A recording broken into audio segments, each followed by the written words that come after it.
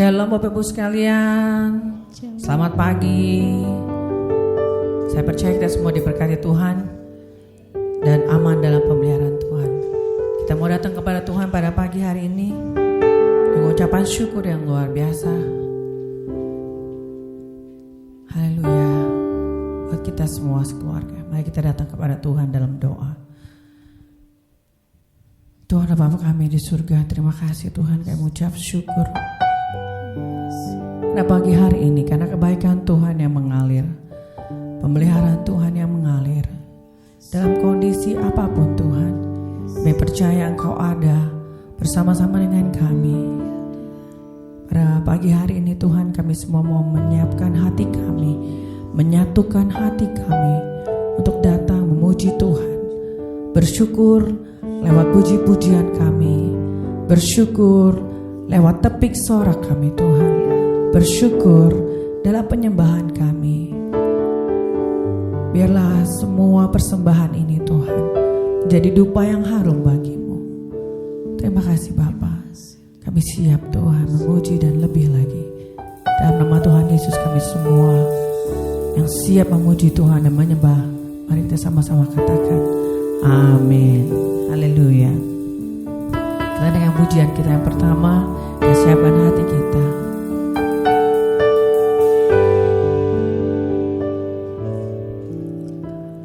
Satu hal yang ku rindu, berdiam di dalam rumahmu. Satu hal yang ku pinta, menikmati bait-Mu Tuhan, lebih baik satu hari di pelataran-Mu daripada 1000 hari di tempat lain. Mari puji Dia, memuji-Mu, menyembah-Mu. Kau Allah yang hidup dan menikmati semua kemurahan-Mu. Mari datang padanya. Satu hal yang ku rindu, berdiam di dalam rumah-Mu. Satu hal yang ku pinta, menikmati bait-Mu Tuhan, lebih baik satu hari di pelataran-Mu daripada 1000 hari di tempat lain.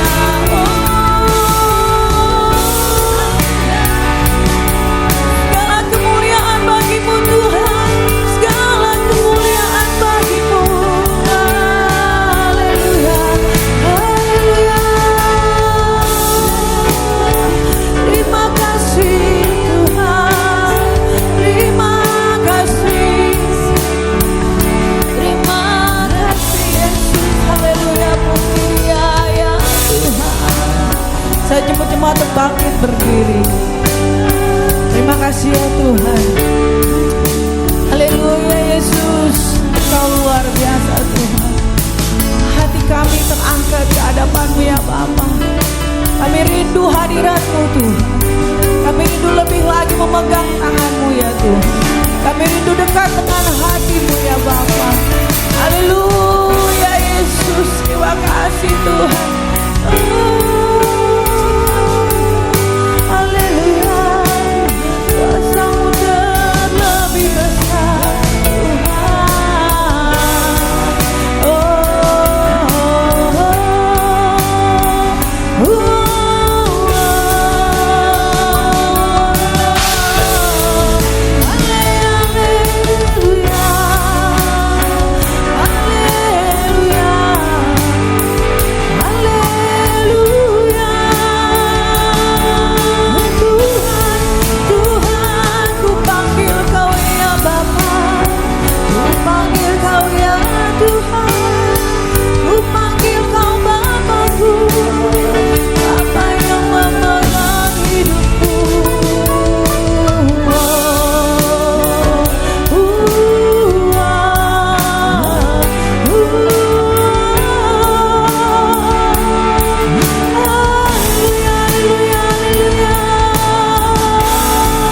Terpujilah nama-Mu Tuhan, terpujilah nama-Mu, terpujilah nama-Mu sekarang dan selama-lamanya.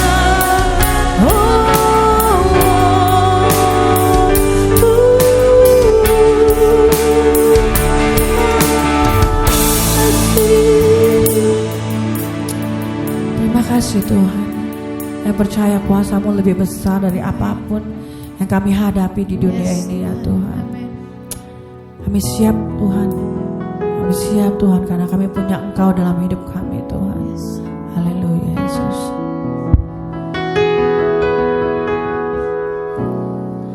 Kuasa-Mu terlebih besar.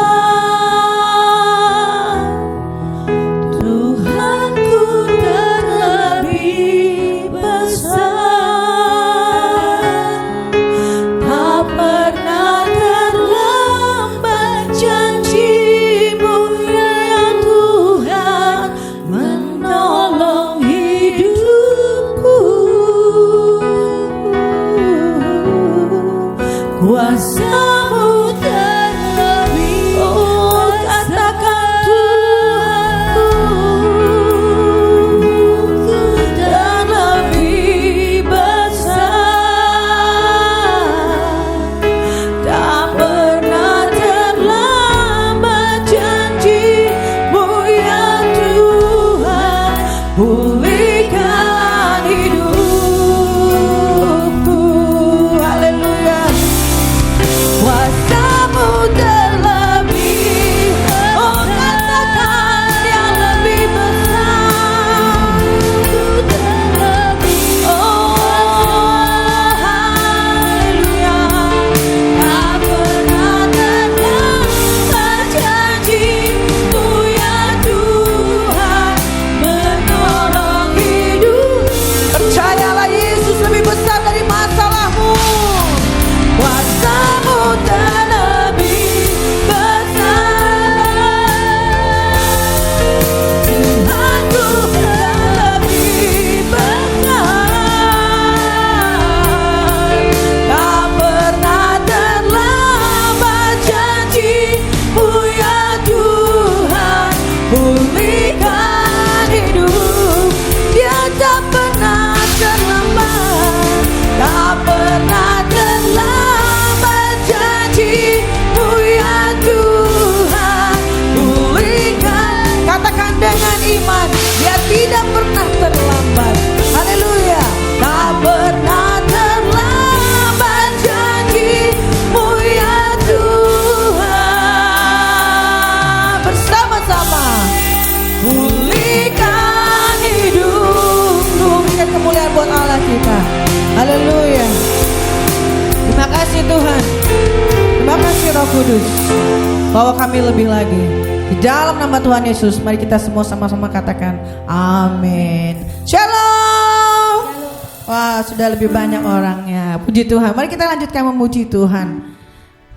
Tuhan itu baik, amin. Amin. Haleluya.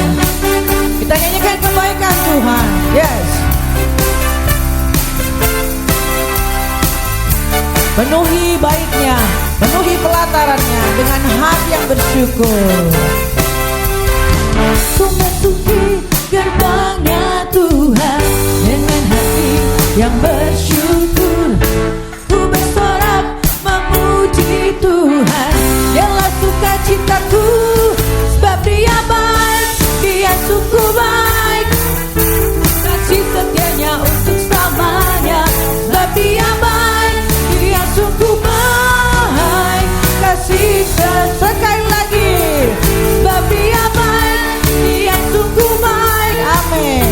Kasih setianya untuk selamanya, sebab Dia baik, Dia sungguh baik. Kasih setianya kekal selamanya. Boleh bersorak lebih lagi yuk. Haleluya.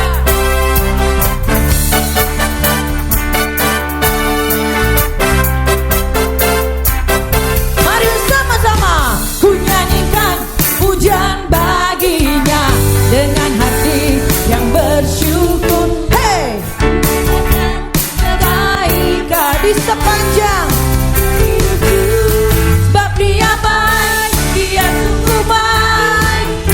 Kasih setianya untuk selamanya, sebab Dia baik, Dia sungguh baik. Kasih setianya sebab Dia baik. Hey, Dia sungguh baik. Kasih setianya untuk selamanya, sebab Dia baik, Dia sungguh baik. Kasihnya tak pernah berubah, dulu sekarang dan selamanya. Terpujilah yuk Tuhan, terpujilah Yesus, terpujilah Tuhan, terpujilah sekali lagi Yesus, one more time, terpujilah. Hey, hey, Yesus, terpujilah Yesus. Haleluya. Sebab Dia baik, kasih setianya untuk selamanya.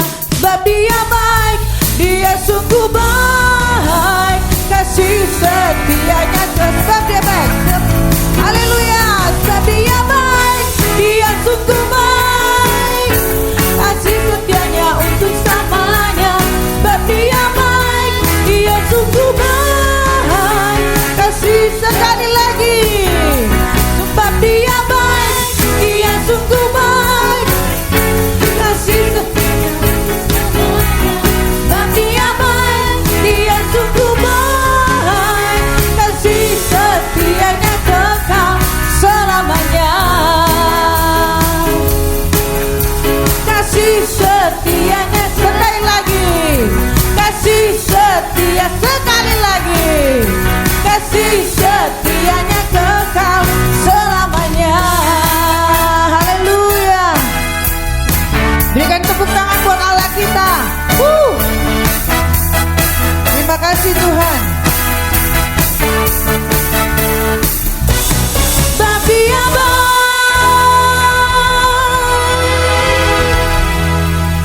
Mari mau serukan nama Tuhan lebih lagi ya. Haleluya. Bersama-sama katakan haleluya. Iya. Amin. Nama Tuhan ditinggikan.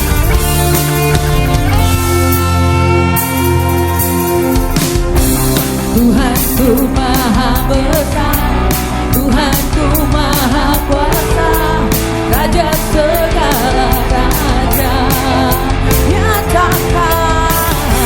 Nyatakan kegoyakan, nyatakan terkalahkan.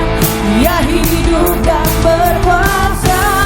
Serukan namanya Yesus Tuhan Raja, segala kuasa tunduk dalam namanya.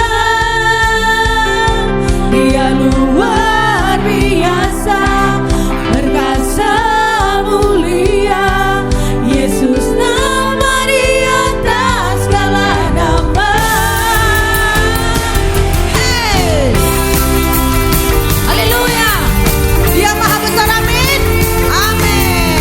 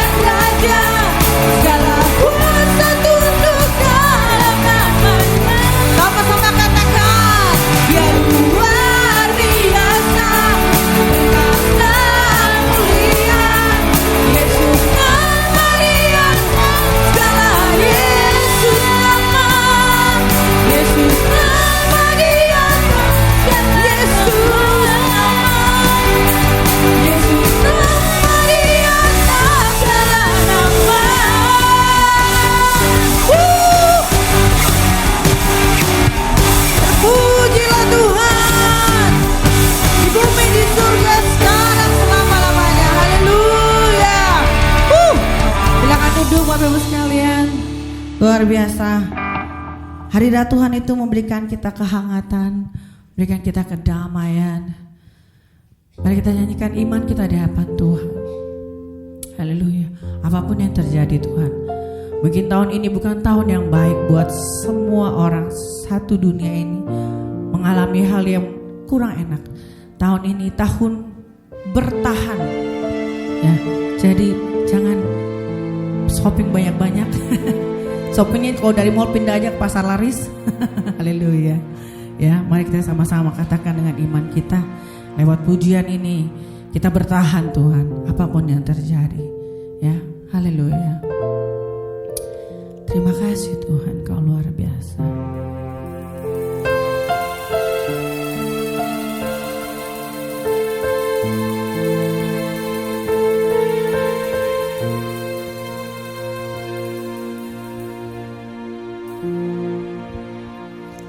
Tiada pernah ku ragukan kasih setiamu ya Tuhan.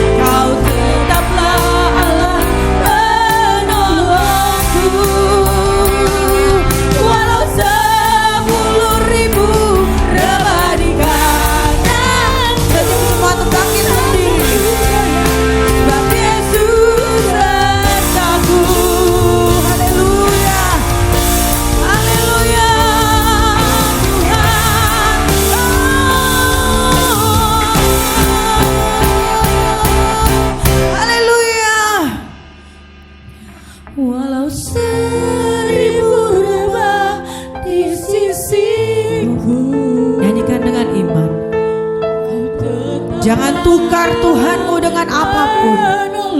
Sesulit apapun hidupmu, seberat apapun cobaanmu, jangan tukar dengan Allah yang lain. Yesus rasaku. Haleluya. Walau 1000 rebah di sisiku, Kau tetaplah Allah menolongku.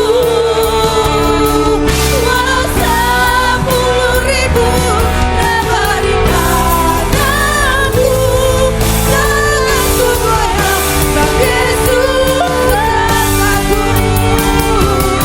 Walau 1000 rebah di sisiku,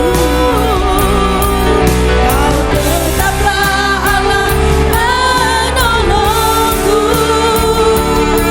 Walau 10.000 lebar di kakiku, jangan ku goyah, sebab Yesus tetapku. Takkan ku goyah, takkan ku goyah, sebab Yesus takkan ku goyah, sebab Yesus tetapku. Berikan kemuliaan buat Allah kita.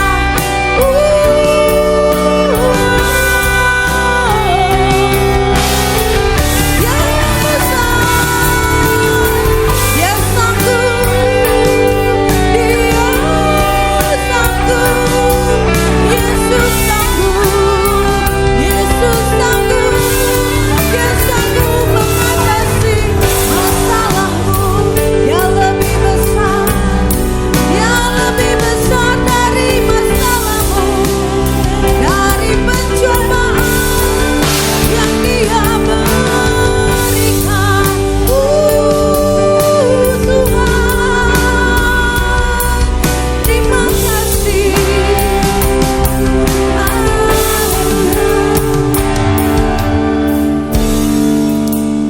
Yesus, terima kasih Tuhan. Kami tahu Engkau lebih besar dari apapun yang terjadi di dunia ini ya Tuhan. Berikan kami hati yang lebih kuat. Berikan kami kekuatan yang luar biasa, yang double Tuhan, yang triple Tuhan, berlipat-lipat Tuhan. Kekuatan kami lebih besar dari masalah kami. Mari sama-sama sekali kita katakan janji kita di hadapan Tuhan. Janjimu jangan pernah lupakan. Haleluya. Haleluya Tuhan. Walau 1000 rebah di sisiku, Kau tetaplah Allah penolongku. Walau 10.000 rebah di kananku, takkan ku goyah, sebab Yesus. Sekali lagi katakan, walau 1000 rebah. Ingat janjimu di hadapan Tuhan. Jangan pindah, jangan pindah, jangan pindahkan imanmu ke tempat lain. Penolong, seberat apapun masalahmu, bertahanlah. 10.000 rebah di kananku, takkan ku goyah, sebab Yesus sertaku. Sekali lagi, walau 1000 rebah. Dengarkan doa kami Tuhan. Ini doa kami, ini iman kami. Saya siapkan mimbar untuk hambanya yang melayani firman Tuhan. Walau 10.000 rebah di kananku, takkan ku goyah, sebab Yesus sertaku. Takkan ku goyah, sebab Yesus sertaku. Haleluya.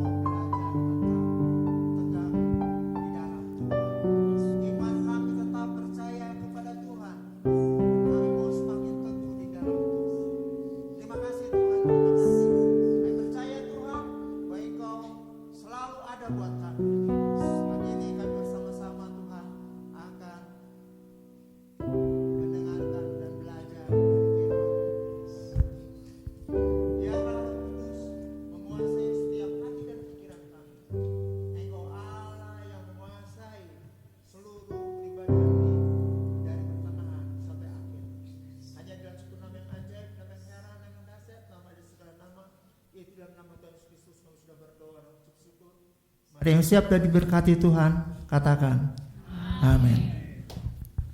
Shalom. Puji Tuhan. Selamat pagi ya. Luar biasa. Pagi ini kita sama-sama kembali belajar firman Tuhan. Haleluya. Tema bulan Juni adalah dipenuhi kuasa Roh Kudus. Subtema tanggal 1 ya, kuasa rohani yang mengubah hidup kita.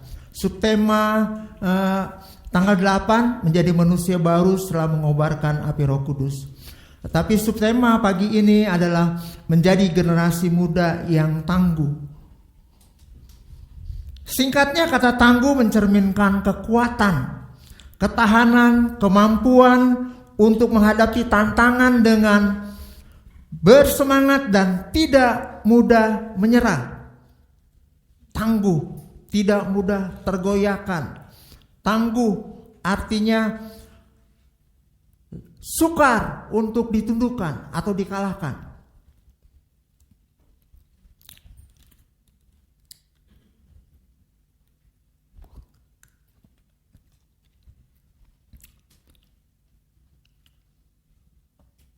Ada 3 bagian yang harus saya sampaikan. Bagian yang pertama adalah menciptakan individu yang kuat dalam iman.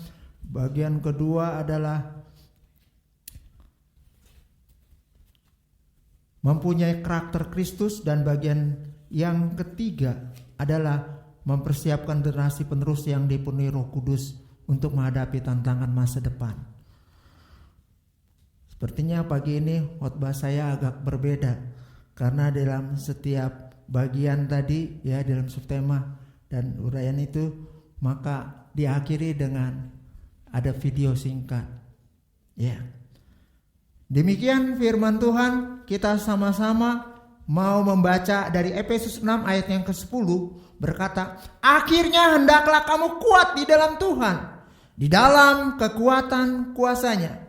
Filipi 4 ayat yang ke-13 berkata, segala perkara dapat kutanggung di dalam Dia yang memberi kekuatan kepadaku. Ya, segala perkara. Kayaknya enak banget gitu ya. Segala perkara dapat kita tanggung di dalam. Jelas bisa ditanggung karena bukan kita yang nanggung, saudara. Karena ada Dia, ya Tuhan Yesus memberikan kekuatan pada kita. Dia yang mau menopang kita, Dia yang memampukan kita. Secara manusia, siapa kita? Bahkan firman Tuhan, kita hanya segumpal debu saja yang tidak berarti apa-apa di hadapan Tuhan. Tetapi Tuhan yang memberikan kemampuan kepada kita, dan Dia yang memberikan kekuatan kepada kita. Luar biasa, segala perkara. Artinya perkara apapun dapat kita atasi karena ada Tuhan yang beri kekuatan. Apakah masalah kita pagi ini? Saudara, apa kesulitan kita yang kita hadapi hari ini? Atau apa yang jadi kerinduan kita hari ini? Firman Tuhan katakan, segala perkara dapat kutanggung di dalam Dia yang memberi kekuatan pada kita. Artinya bukan kita, saudara, tetapi kekuatan Tuhan yang sanggup untuk memberikan kita jalan keluar, memberikan kita kelepasan, memberikan kita kebebasan, memberikan kita kemampuan melewati daripada jalan-jalan kesulitan tersebut. Kedua ayat ini dapat saling menguatkan ya. Kekuatan hanya diperoleh, didapatkan hanya di dalam Tuhan, tidak ada di dalam lain. Bagi orang yang percaya kita, kekuatan kita hanya ada di dalam Tuhan. Tidak ada kekuatan lain yang dapat menggantikannya. Itu sebabnya kita harus tetap beriman kepada Kristus, pada sumber kekuatan itu. Bukan kekuatanku atau bukan kekuatan kita, tetapi kekuatan Tuhan dan Roh Kudusnya. Kita sudah lewati 10 hari bersama Tuhan melalui doa 10 hari. Saya percaya saudara-saudara yang hadir tiap hari pasti berbeda dengan hari biasa. Dan kadang kita merindukan lagi, kayaknya harus nunggu setahun lagi. Kita harus merasakan 10 hari kebersamaan dengan Tuhan dan saudara-saudara seiman. Kekuatan daripada Tuhanlah yang membuat kita bisa dapat ada saat ini. Saudara, tentunya kasih Tuhan juga. Saudaraku yang kasih dalam Tuhan Yesus, mari kita mau belajar dari pengalaman Petrus yang berjalan di atas air. Kita akan membaca dari Matius pasal yang ke-14 ayat 22 sampai 23.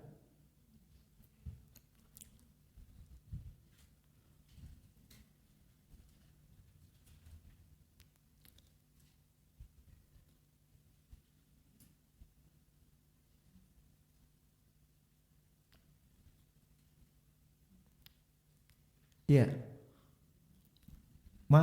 Kita akan baca dari Matius 14 ayat 25 sampai 31, tapi ya. Ya, demikian firman Tuhan. Dan mereka segera meninggalkan perahu serta ayahnya lalu mengikuti dia. 23. Kira-kira jam 3 malam datanglah Yesus pada mereka berjalan di atas air. 26. Ketika murid-muridnya melihat dia berjalan di atas air, mereka terkejut dan berseru, "Itu hantu!" Lalu berteriak-teriak karena takut. Ayat 27. Tetapi segera Yesus berkata kepada mereka, "Tenanglah, aku ini, jangan takut." Bapak Ibu Saudara sekalian, kita ingat cerita ini. Bagaimana ketika itu setelah Tuhan Yesus memberi makan 5.000 orang, maka Tuhan Yesus naik ke suatu tempat, ke bukit dan berdoa, dan murid-muridnya berjalan dengan perahu. Tidak ada Tuhan Yesus. Ketika itu sedang malam dan terjadilah ombak yang menerpa perahu mereka dan perahu mereka hampir tenggelam. Tidak ada Tuhan. Ketika ada Tuhan mereka akan merasakan ada pertolongan, siap pertolongan. Tetapi saat itu tidak ada Tuhan. Dan terjadilah badai menerpa. Tapi Tuhan begitu sayang kepada setiap anak-anaknya, kepada setiap kita semua. Tentunya pada murid-muridnya.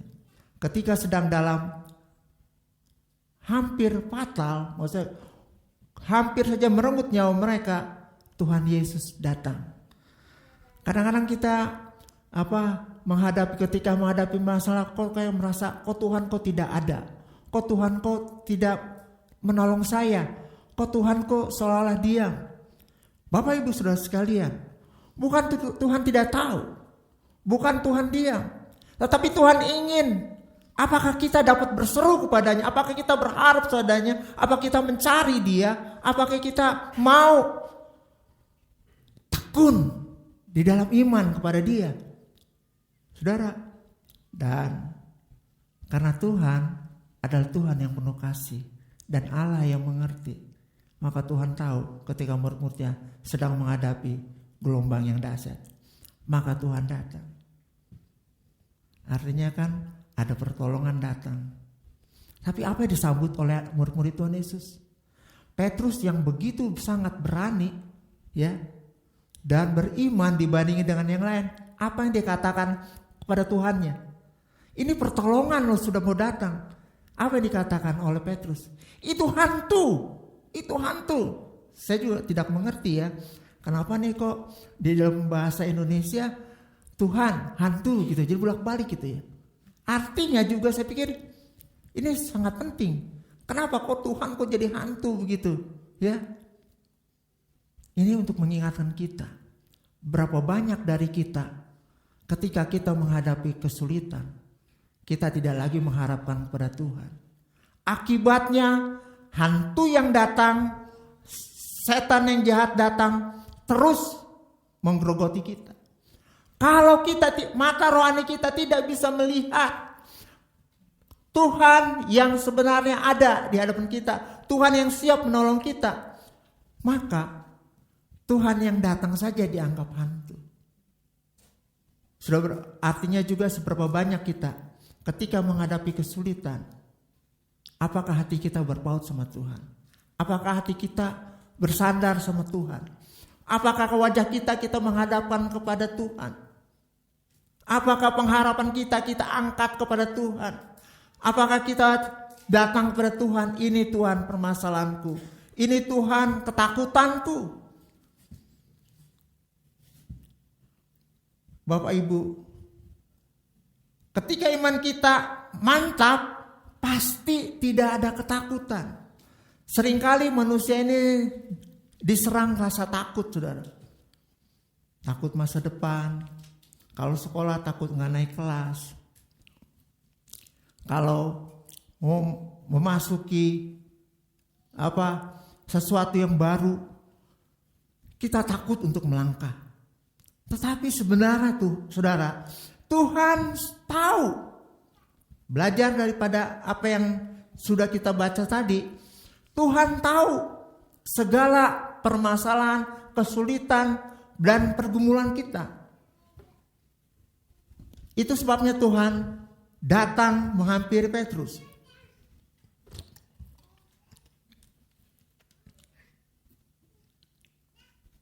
Jangan biarkan ketakutan menggerogoti kita. Tapi biarlah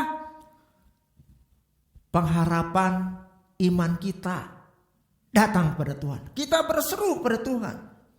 Saudaraku, dari pembacaan tadi ya di dalam Matius pasal 14 tadi menceritakan bahwa Petrus ini yang luar biasa, saudara. Ya, ketika Petrus tahu itu Tuhan, dia katakan gini, Tuhan, jika Engkau benar Tuhan, izinkan saya berjalan di atas air. Itu iman luar biasa, saudara. Iman luar biasa. Izinkan saya berjalan di atas air. Kalau bukan iman yang sedang mantap, mana berani dia.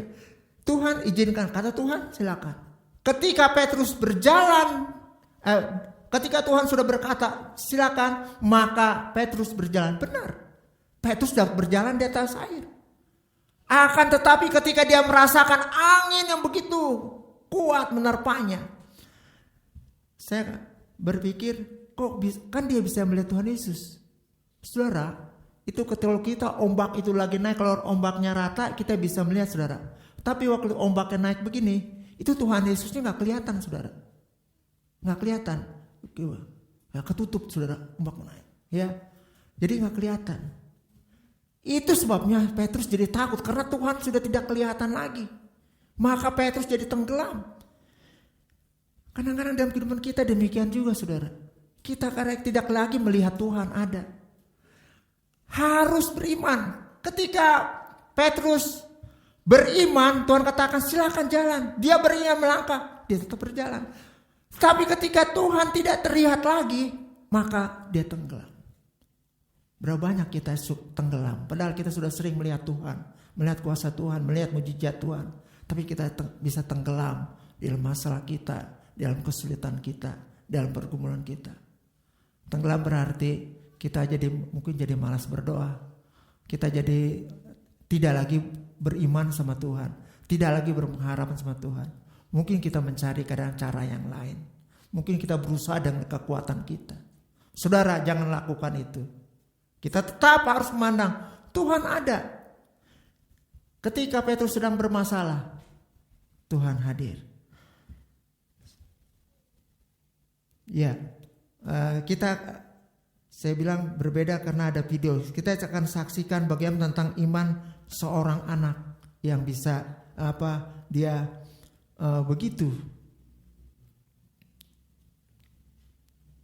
beriman, ya, bahwa dia mengirim surat kepada Tuhan. Itu kan tindakan iman, ya, mengirim surat kepada Tuhan.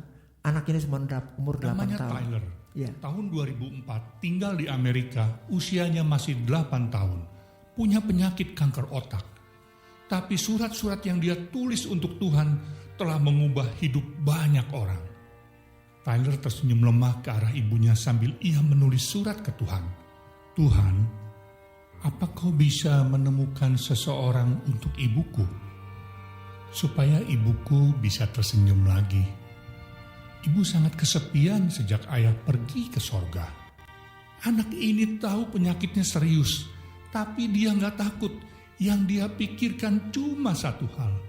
Tuhan, tolong buat mama bisa tersenyum lagi karena papa sudah pergi ke sorga. Tyler menatap langit malam dari jendela, tersenyum manis dan menulis, "Ya Tuhan, ada berapa orang di sorga? Pasti banyak ya. Aku kenal 2 orang. Dan aku baru berusia 8 tahun. Bayangkan anak sekecil ini sudah siap pulang. Bukan karena putus asa, tapi karena dia percaya sorga itu nyata." Dengan tenang, tangan gemetar, ia menulis surat lainnya. "Tuhan, kurasa aku akan segera bertemu denganmu. Aku tidak merasa lebih baik seperti dulu." Dia tahu waktunya tinggal sedikit, tapi dia gak takut karena dia percaya Tuhan sudah menunggunya. Surat Tyler ada di kotak surat. Tukang pos membacanya, wajahnya berubah dan mengubah hidupnya, bahkan telah mengubah banyak orang. 3 surat tadi hanya sebagian dari berkarung-karung surat untuk Tuhan. Surat-surat itu tidak cuma sampai ke sorga, tapi juga menyentuh orang-orang di bumi. Surat Tyler bukan cuma buat Tuhan, tapi untuk semua hati yang sedang patah dan butuh harapan. Tyler mengajarkan satu hal, iman yang sejati bukan cuma percaya bahwa Tuhan sanggup, tapi juga percaya bahwa kasih Tuhan tetap ada. Meski akhir cerita kita belum seperti yang kita harapkan, Tyler akhirnya pulang ke sorga. Setahun kemudian umur 9, masih kecil. Tapi di balik sakit dan kehilangan, Tyler tinggalkan warisan yang gak akan pernah hilang, yaitu keberanian menghadapi hidup, iman, kasih, dan pengharapan. Yang mau punya iman sejati dan tidak menyerah menghadapi hidup, ketik, "Yesus, aku mau beriman." Sekali Yesus, tetap Yesus. Amin. Sekali Yesus, tetap Yesus. Arti kita tetap beriman kepada Tuhan. Saudara, kalau kita melihat bagaimana anak yang umur 8 tahun begitu yakinnya dia menulis surat seolah-olah Tuhan Yesus yang menerima itu surat. Ini iman, saudara. Dan itu bukan 1-2 surat, tapi ratus bahkan ribuan itu surat. Dan sudah memberkati. Dan dia percaya orang tuanya sudah ada di sorga, itu iman. Saudara, apakah kita bisa memiliki iman yang demikian? Ketika kita dipanggil Tuhan, kita siap masuk ke dalam kerajaan sorga. Artinya ada sorga yang kekal. Kita lanjut, saudara. Bagian yang kedua adalah mempunyai karakter Kristus. Karakter Kristus itu adalah ada kasih, belas kasihan, kebaikan, kerendahan hati, kesabaran, kelembutan, ketaatan kepada Bapa, dan rela berkorban. Rela berkorban ini sumber daripada, maksud saya yang keseluruhannya adalah rela berkorban. Artinya rela berkorban sebagaimana Tuhan, dia sudah melakukan seluruhnya. Hidupnya diserahkan untuk mati, menebus dosa kita semua. Dia sudah rela berkorban. Di dalam 1 Yohanes pasal 3 ayat yang ke-18, "Hai anak-anakku, janganlah kita mengasihi dengan perkataan atau dengan lidah, tetapi dengan perbuatan dan dalam kebenaran." 1 Petrus 1 ayat 22, "Karena kamu telah menyucikan dirimu oleh ketaatan kepada kebenaran, sehingga kamu dapat mengamalkan kasih persaudaraan yang tulus ikhlas. Hendaklah kamu sungguh-sungguh saling mengasihi dengan segenap hatimu." 1 Yohanes 3 ayat 18 tadi berkata bahwa kasih itu harus dinyatakan, ya, bukan bicara. Saudara, kalau saya berbicara, ya, saya mengasihi kamu, tetapi tidak pernah saya menunjukkan rasa kasih saya, itu samanya saya cuma ngomong doang. Anak muda bilang, "Om Do, cuma ngomong doang. Bilang saya mengasihimu, tapi saya tidak pernah melakukan sama sekali." Itu namanya cuma ngomong doang, perkataan saja. Tapi dalam Petrus 3, 1 Petrus 1 ayat 22 tadi, bahwa dikatakan mengamalkan kasih persaudaraan yang tulus ikhlas, hendaklah kamu sungguh-sungguh saling mengasihi dengan segenap hatimu. Teringat saya antara 30 sampai 35 tahun yang lampau, karena memang ya saya kerja kayaknya banyak harus ya masuk bagian luar dan selalu direpotkan, dan tiba-tiba saya punya ponakan Mary, anak adik saya Esther, itu katanya minta buku-buku agar buku dikirim. Saya kadang-kadang saya akan harus dengan sibuk saya harus mengatur bagian pembelian dan sebagainya, dan saya harus mengantarkan buku-buku ini ya. Dan kesalahan saya, kenapa harus saya antar sebelum kerja? Harusnya saya antar setelah pulang kerja.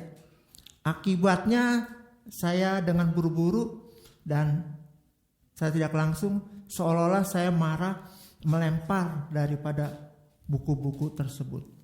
Dan ini saya disampaikan oleh adik saya bahwa Mary dia menangis dan seolah-olah saya membenci dia, dan saya begitu juga merasa saya bersalah, saya tidak bertindak dengan benar, dan ini merupakan pengalaman.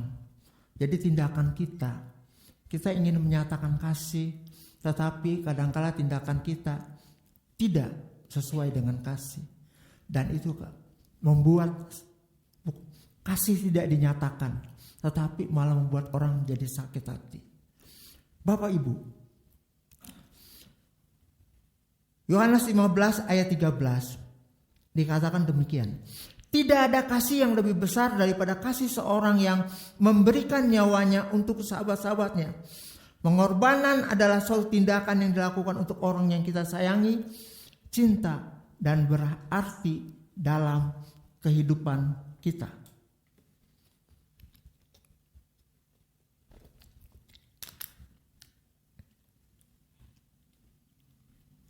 Tidak ada kasih yang lebih besar daripada pengorbanan.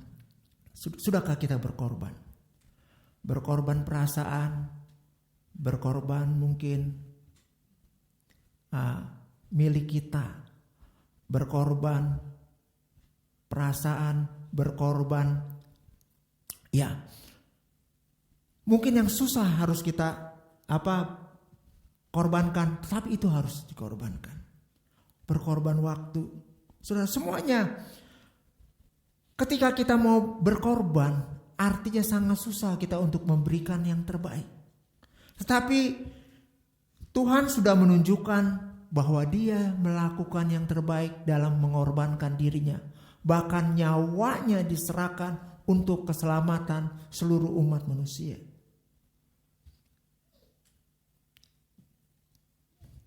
Untuk selanjutnya kita akan melihat bagaimana video cinta seorang kakak kepada adik kembarnya. Dia berkorban untuk membela adiknya.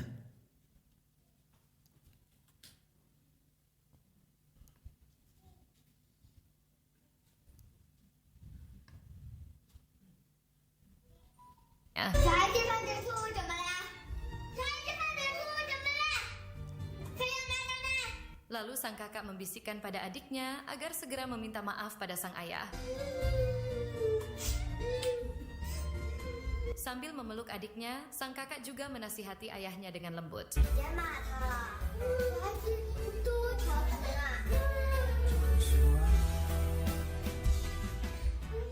Bisa diulangi lagi? Ya. Tadi nggak jelas suaranya. Ya, ini sebenarnya video saudara bagaimana dia ada saudara kembar. Adiknya melakukan kesalahan dan dimarahi dan dihukum sama ayahnya. Tapi sang kakak begitu dengan Lucu banget, adik kembarnya dimarahi ayahnya karena dia nakal, dan sang kakak memberanikan diri untuk membelanya.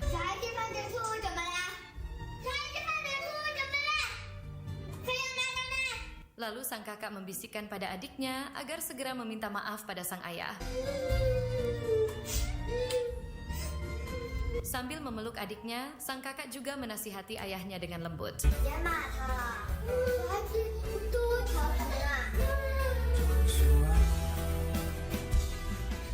Ya, kakaknya rela berkorban, saudara. Luar biasa. Ya, dia bahkan memarahi ayahnya. Anak nakal wajar katanya. Saudara, luar biasa. Ini kasih saudara. Kasih ini belas kasihan, kebaikan, ya, karena hati, kesabaran, dan rela berkorban. Kakaknya siap mungkin akan dimarahi ayahnya. Tetapi itulah kasih sudah ditunjukkan. Ya, kita masuk selanjutnya dalam mempersiapkan generasi penerus yang dipenuhi Roh Kudus untuk menghadapi tantangan masa depan.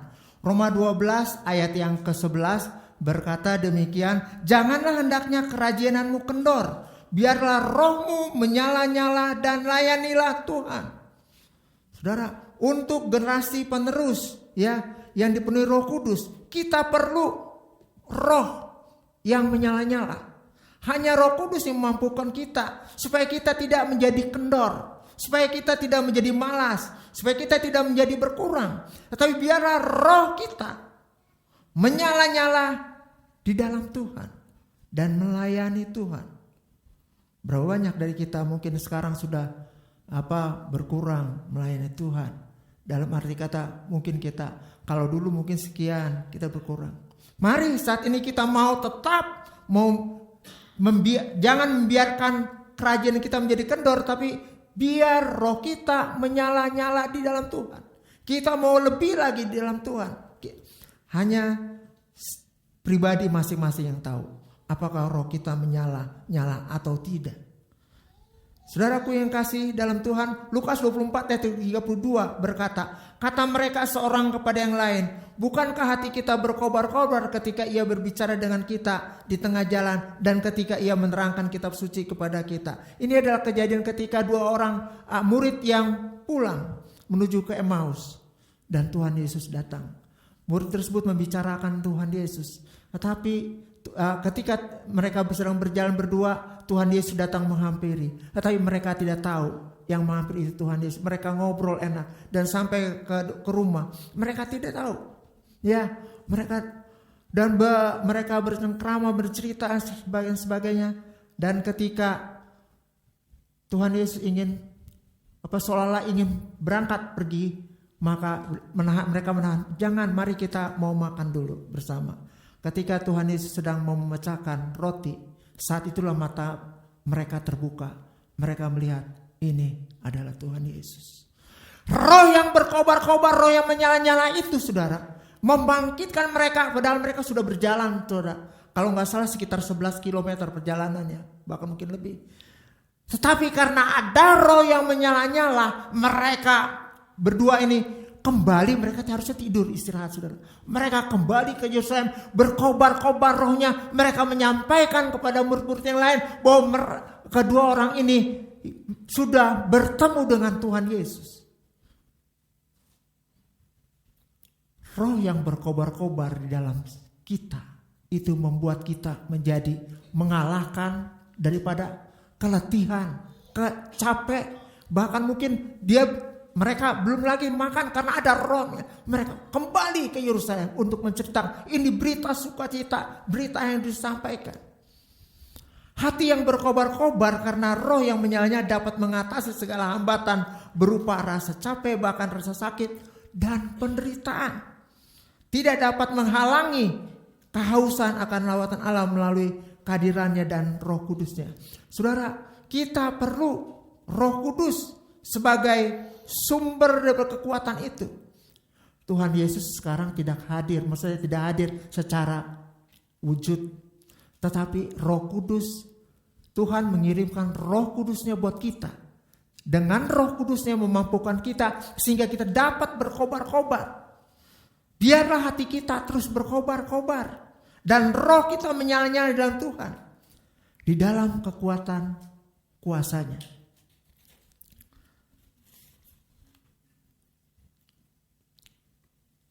Karena tantangan masa depan jauh lebih sukar, lebih kejam, lebih menggoda, lebih mematikan. Karakter baik menjadi jahat.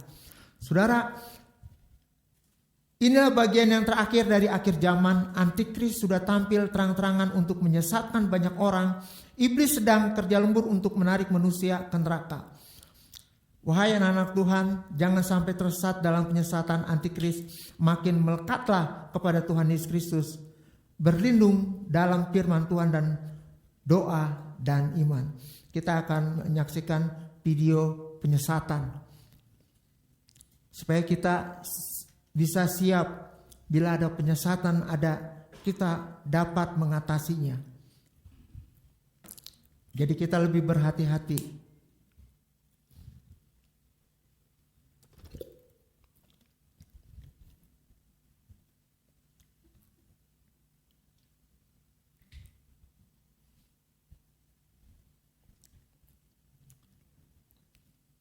Video ini adalah bagaimana mereka roh-roh jahat menguasai para artis-artis terkenal sehingga mau bahkan kekudusan tidak ada dibalik menjadi dosa. Silakan.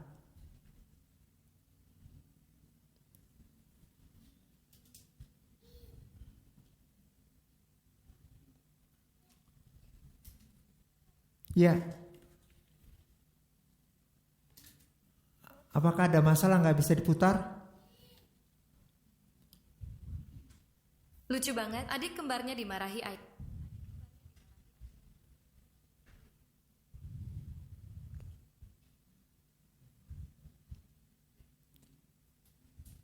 Ya. Intinya saudara, dari ada agenda tersembunyi dan jebakan maut pada konser Lady Gaga di Copacabana, Brasil yang dihadiri jumlah penonton 2,5 juta orang. Sebuah angka yang mencengangkan, bahkan melampaui banyak pertemuan keagamaan terbesar dalam sejarah. Dan yang paling mengejutkan, konser ini gratis. Kalau konsernya gratis, siapa yang bayarin semuanya? Panggung segede itu, lampu, sound system, sampai kru ribuan orang, itu nggak murah. Saat lautan manusia menari, berteriak dan menyatu dalam dentuman musik, gak sedikit yang menyadari kalau konser ini bukan konser sekedar hiburan. Itu adalah upacara, sebuah liturgi modern, tempat jiwa-jiwa dipersatukan bukan untuk menyembah Tuhan, tapi untuk mengoloknya. Panggung berubah menjadi altar, lampu-lampu menjadi mantra, kostum menjadi simbol. Di tengah sorakan massa, salib diputarbalikkan, biarawati diparodikan, perjamuan kudus dipermainkan. Semua yang dulunya sakral menjadi bahan lelucon dan olokan.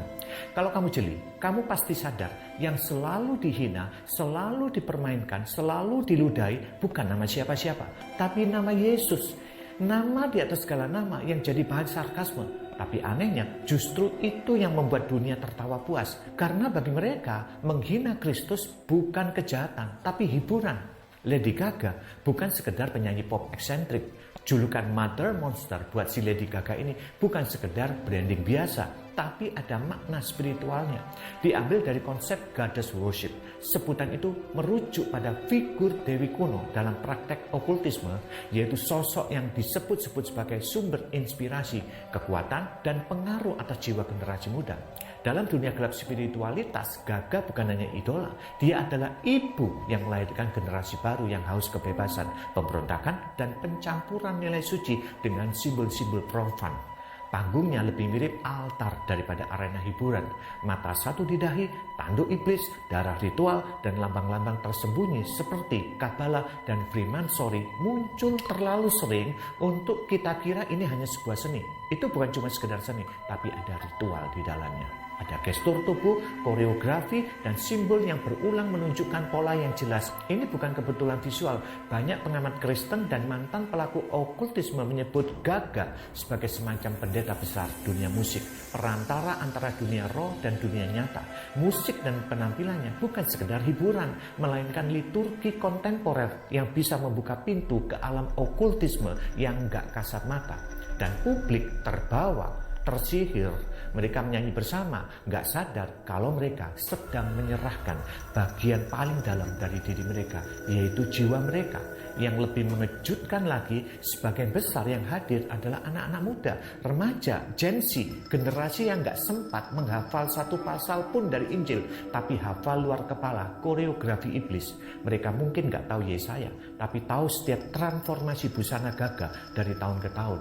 Dan mereka menyerap semua ini bukan hanya di konser, tapi lewat setiap algoritma yang membanjiri gadget mereka. Karena konser hanyalah puncak gunung es. Proses cuci otak dimulai dari konten, berlanjut ke komunitas, dan klimaksnya di konser akbar. Inilah yang disebut pemrograman massal, soft indoctrination. Kita pikir ini cuma seni, cuma ekspresi diri. Di balik musik yang memikat dan lampu yang gemerlap, ada pertarungan rohani yang sedang berlangsung, dan kita semua sedang dijadikan mangsanya. Dan yang paling tragis, banyak orang Kristen menontonnya tanpa rasa bersalah, bahkan membelanya. Mungkin karena gereja sudah nggak berkhotbah lagi tentang kekudusan, terlalu takut dianggap kolot, terlalu sibuk membangun popularitas daripada mempersiapkan umat yang murni bagi Kristus. Maka ketika konser ini terjadi dan dilegalisasi oleh opini publik, yang hilang bukan hanya kesadaran, tapi kesucian. Konser ini memang gratis, tapi bayarannya sangat mahal. Bukan dengan uang, tapi dengan pujian yang seharusnya untuk Tuhan, kini diarahkan ke altar palsu. Dengan mata yang seharusnya menatap surga, kini terpaku pada panggung yang penuh simbol-simbol neraka yang dibungkus seni. Dan sebelum kamu berkata, itu cuma hiburan, coba lihat sekali lagi, iblis nggak pernah bercanda saat menyamar. Kamu masih menyebutnya konser? Atau sekarang kamu sadar, ini sebenarnya penyembahan kepada setan. Waspadalah. Ya, terima kasih. Sekarang kita hidup bukan lagi di masa-masa yang biasa, saudara. Tapi di masa-masa yang sangat sukar, dan bahkan iblis dengan sangat-sangat jelas bahwa dia berusaha mengubah kesucian. Ya, bahkan kalau bisa, kalau kita tadi melihat bahwa salib itu yang benar tadinya itu akan dibuat jadi terbalik. Ya, saudara, ini menandakan bahwa iblis berusaha untuk membalikan kita yang percaya kepada Tuhan ini sebagai juru selamat, itu akan diubahkan. Tidak gampang kita melanjuti kehidupan ini dan tetap beriman. Karena semakin hari kita sudah semakin jelas bahwa roh jahat berusaha menggiring kita masuk ke dalam kekekalan neraka. Bukan kekekalan sorga.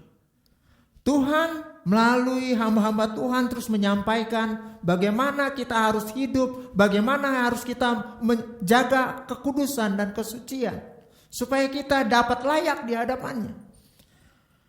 Kita memang tidak layak, tetapi oleh karena kasih setia Tuhan, oleh karena pengorbanan yang luar biasa, melalui penebusannya di kayu salib itu, maka kita dapat pengampunan.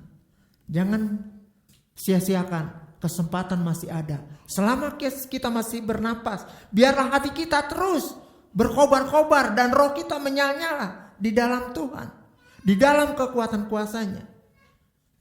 Dan dalam menghadapi tantangan masa depan, biarlah kita tetap terus bersandar, percaya kepada Tuhan.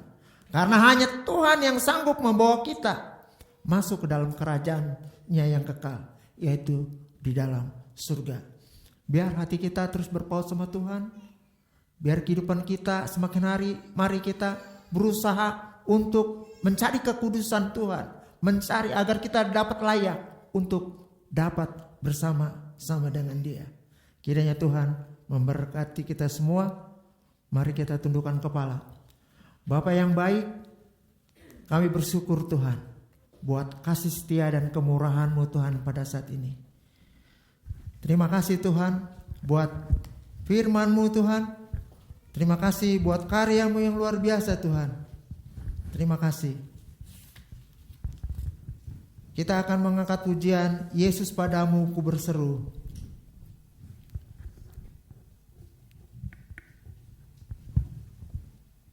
Rapnya saja.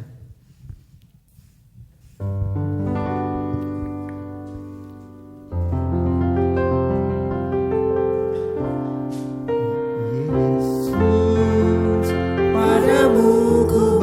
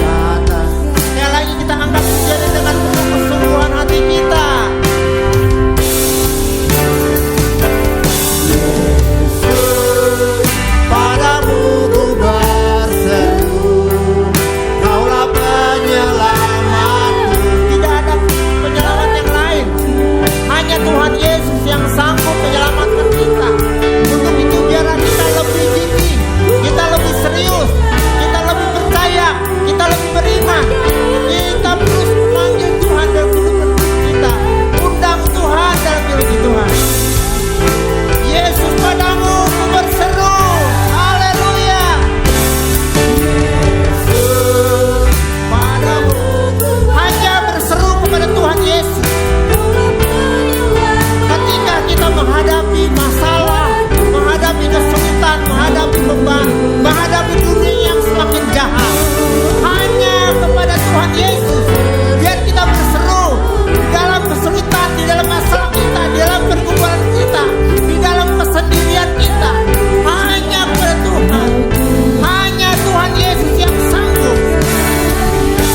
Sekali lagi, Yesus, padamu ku berseru, Kaulah penyelamatku, terpujilah Tuhanku.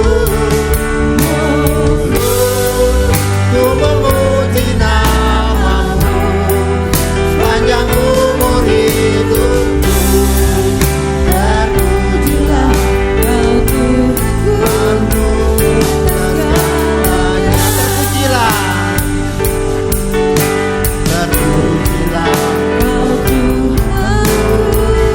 atas segalanya. Haleluya Yesus, terima kasih. Haleluya, haleluya. Yesus, padamu kami berseru pagi ini. Kami tidak berdaya dengan kekuatan kami melewati dunia yang semakin jahat, dunia yang semakin gelap. Roh iblis berusaha untuk mengalihkan kami dari kebenaran kepada kejahatan, dari kekudusan kepada kenajisan. Situasi dunia semakin sulit Tuhan.